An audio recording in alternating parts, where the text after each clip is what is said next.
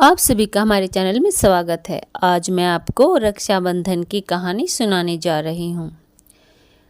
एक नगर था जिसमें एक सेठ के 3 पुत्र और 3 बहुएं थी।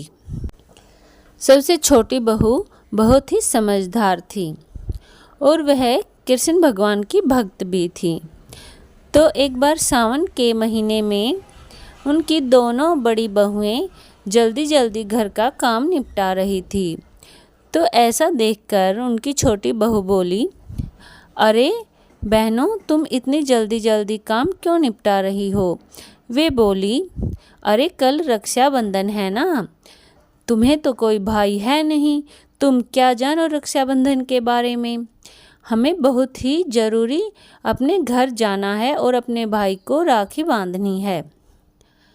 तो वे जल्दी जल्दी काम करके अपने मायके चली जाती हैं। तो वह छोटी बहू सोचती है, अगर मेरा भी कोई भाई होता तो मैं भी अपने मायके जाती और उसे राखी बांधती। यह सोचकर वह बहुत ही इमोशनल हो जाती है।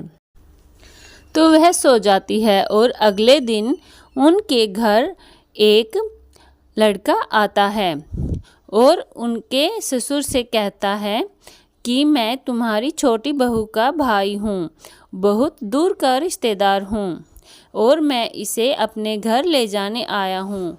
तो वह कहते हैं, तुम्हें हमें पहले तो कभी देखा नहीं, अब तुम कहाँ से आ गए? वह बोला कि मैं बहुत दूर का रिश्तेदार का भाई हूँ और मैं बाहर परदेश पैसा कमाने गया हुआ था। तो वह उन्हें तो समझा लेता है और उसका पति भी मान जाता है और वे उसको उसके साथ भेजने के लिए तैयार हो जाते हैं। लेकिन उसके पति के मन में कोई शंका सी होती है और वह कहता है, तुम इसे ले तो जाओ, लेकिन इसे वापस लेने मैं ही आऊँगा। वह बोला, ठीक है। तो वह अपनी बहन को अपने साथ ले जाता है और वह कुछ रास्ते में जाते हैं तो उसकी बहन कहती है, अरे भाई, तुम इतने सालों तक कहाँ थे? तुम इतने साल तो मुझे लेने नहीं आए और ना ही मुझसे राखी बंधवाने आए हो। वह बोला, अरे बहन, मैं परदेश गया हुआ था पैसे कमाने, इसलिए नहीं आ पाया। तो वह ऐसे बात करते हुए अपने घर पहुंच जाते हैं और वह उनका घर देखती है कि बहुत ही शानदार बना हुआ है, महलनुमा। और वह उनके घर जाती है और उसकी भाभी भी उसका बहुत ही आदर सत्कार करती है और उनके लिए अच्छा अच्छा खाना बनाती है और फिर वे रक्षाबंधन का त्यौहार मनाते हैं। और कुछ दिनों के बाद फिर उसका पति उसे लेने आ जाता है। वह देखता है कि बहुत ही सुंदर घर बना हुआ है और उसका भी वे स्वागत बड़े अच्छे ढंग से करते हैं। फिर वह अपनी पत्नी को ले जाने के लिए तैयार हो जाता है तो उसका भाई उसे बहुत ही ज़्यादा धन और जेवर देता है और वह अपने घर के लिए निकलते हैं। तो रास्ते में उसके पति को याद आता है कि वह अपना कुर्ता वहीं पर छोड़ आया है। तो वह अपनी पत्नी से कहता है कि मैं वहाँ पर अपना कुर्ता छोड़ आया हूँ, तो उसे लेकर आता हूँ। वह कहती है कि कोई बात नहीं, कुर्ता पुराना ही तो था और ख़रीद लेंगे।